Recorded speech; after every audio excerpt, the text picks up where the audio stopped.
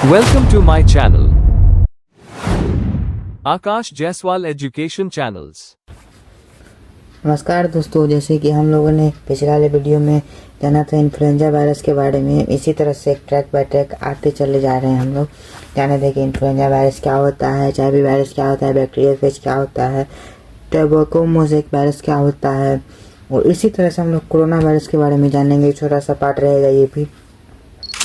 जैसे कि आप लोग को वीडियो में देखने को मिल रहा है, कोरोना वायरस एक ही बहुत ही खतरनाक वायरस है। ये SARS-CoV-2 इसका नाम भी है, और ये बिल्कुल ही रफ डायग्राम में दिखाया जा रहा है कि बहुत से हम स्ट्रक्चर के बारे में जानेंगे। इसका स्ट्रक्चर क्या है।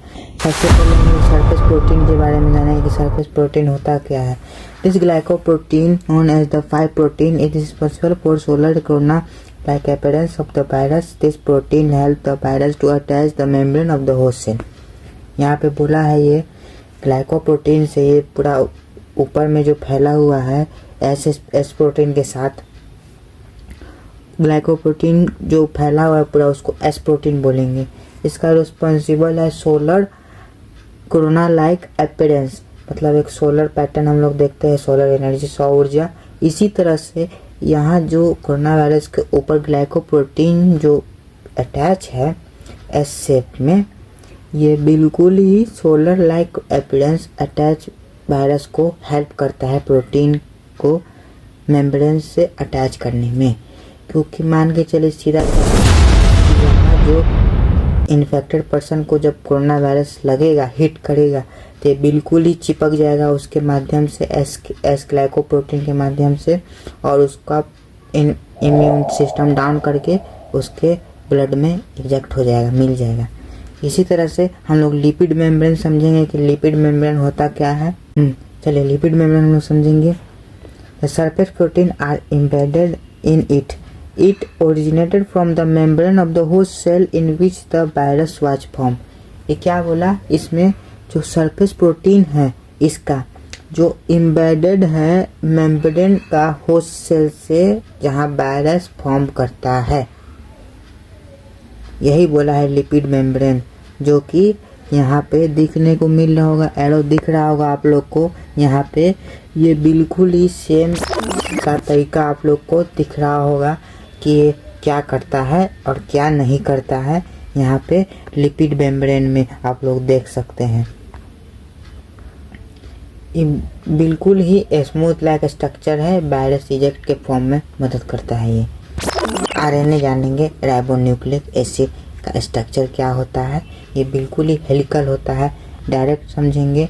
Genetic material single set RNA रहता है यहाँ पे, और ये इनक्लोज रहता है प्रोटीन हेलिकल शेप के माध्यम से। ये बिल्कुल ही घुमा हुआ रहता है, इसको हेलिकल कैप्सिड भी बोलते हैं। और इससे ज़्यादा जानना है तो बिल्कुल बताएंगे हम लोग।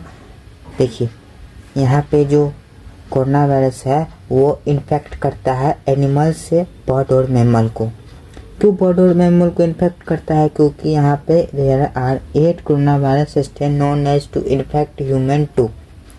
यहाँ पे 8 कोरोना वायरस स्ट्रेन लगता है ह्यूमन को इन्फेक्ट करने में।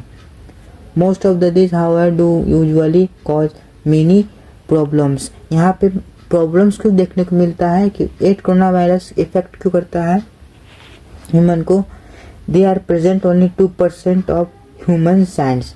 यहाँ पे बोला है 2% ह्यूमन साइंस रिस्पॉन्सिबल है, ओनली 5 से 10% for actual respiratory disease.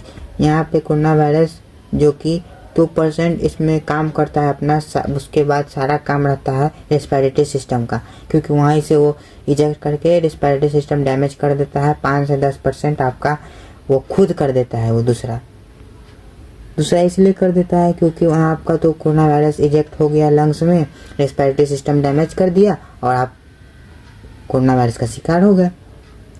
However, some strains such as SARS-CoV-2 virus may pose serious health risk. ये भी सीरियस हेल्थ रिस्क ही माना जाएगा,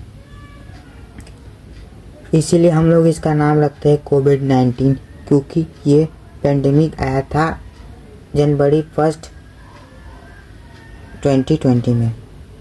this disease symptoms for flu और रेस्पिरेटरी इलनेस। ये बिल्कुल ही फ्लू है और इलनेस भी है। इसके होने से पर्सन को इलनेस आलसपन आ जाता है और काम करने का बिल्कुल मन नहीं करता है। At the first infection not obvious because the lack of symptoms, यहाँ पे इलनेस की वजह से lack of system obvious change देखने को मिलेगा। This is cause as incubation period. ये इंक्यूबेशन पीरियड क्या है? ये इंक्यूबेशन पीरियड इसलिए माना जाता है क्योंकि आदमी का व्यवहार चेंज होने के बाद उसका जो बर्ताव रहता है कोरोना वायरस इन्फेक्ट होने के बाद, ये उसी प्रोसेस को इंक्यूबेशन पीरियड कहते हैं। Incubation period. An infected person can infect other during this period. अब ये इन्फेक्टेड जैसे कि हमको हुआ है, हम आपके संपर्क में आएंगे, जैसे कि मान के चलिए यहाँ पे ए है और यहाँ पे बी है, ए को कोरोना वायरस है, इसके कांटेक्ट में आया, हो गया। ऐसे नहीं होगा, जुट्ठा मतलब एक तरह से कंटामिनेटेड मतलब फूड ईटिंग कर लिए या कोई भी मतलब उसका जूठा पानी पी लिए, जूठा खाना खा लिए या हैंडशेक कर लिए या उसका रुमाल यूज कर लिए, वही सब। This virus can be transmitted by the droplet से ही बोला है। देखिए अगर उसको खांसी आ रहा है तो वो गलती से हैंड रुमाल लग के खांसी नहीं करेगा तो वही हो जाएगा आपको कंटामिनेट, उसका ब्लड मतलब खांसी का जो निकलता है सिक होता है तो दूसरे के पर्सन इन्फेक्ट कर जाता है। ड्रॉपलेट्स मतलब वाटर ड्रॉपलेट्स उसके कांटेक्ट में आ जाता है।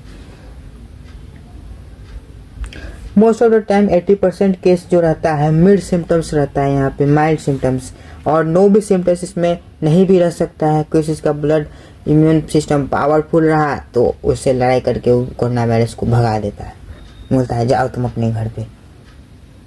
The mid form of the infection is a complaint for low grade fever. यहाँ पे अगर किसी मतलब पर्सन का ब्लड लो रहेगा, फाइट नहीं कर पाएगा, उसको बहुत ज़्यादा इन्फेक्ट हो सकता है और उसको ड्राई कफ भी हो सकता है।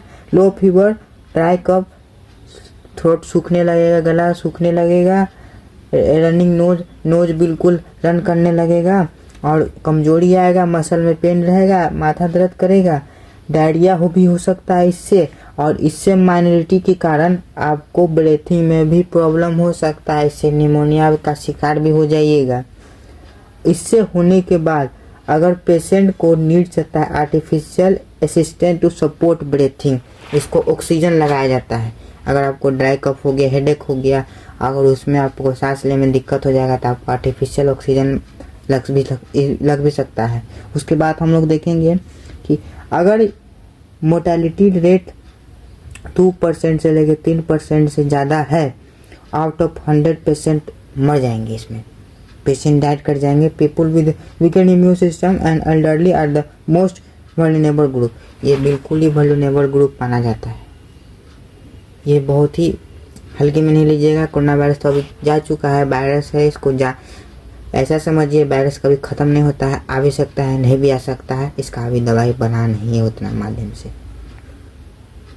बस इतना रहेगा। इसके लास्ट वाला जो टॉपिक है इसका एनिमेशन हम लोग देखेंगे कि बैक्टीरिया फेज कैसे बैक्टीरिया पे इजेक्ट करता है और पर्सन के नोज में इन्फेक्ट होके एक पर्सन से दूसरे पर्सन को इन्फेक्ट कैसे करता है, हम लोग ये देखेंगे।